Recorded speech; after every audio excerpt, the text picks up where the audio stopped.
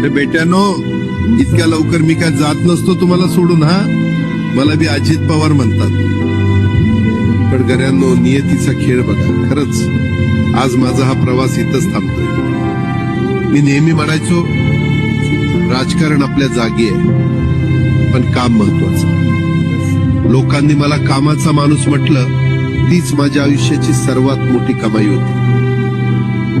आज निरोप घेताना मन खूप जड आहे, पण एक समाधान आहे की शेवटच्या श्वासापर्यंत मी तुमच्यासाठीच धावत होतो. मी तुम्हाला शब्द दिला होता, जोपर्यंत माझे हातपाय चालतात तोपर्यंत तुमचं भलं करण्यासाठी मी झटत राहीन. नियती बघा कशी असते.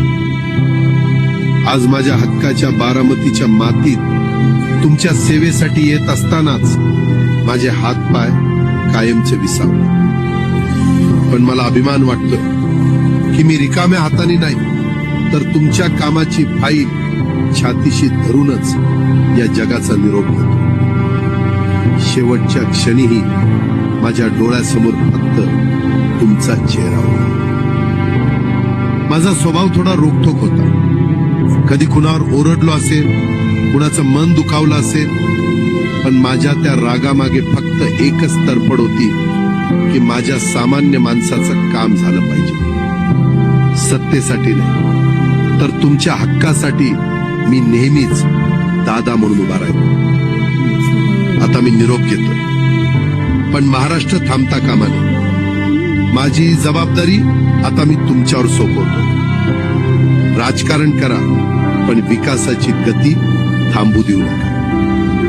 जाता जाता माझ्या शैलीत डोळे पुसून शेवटचं सांगतो, आता रडत बसू नका. उठा आणि कामाला लागा.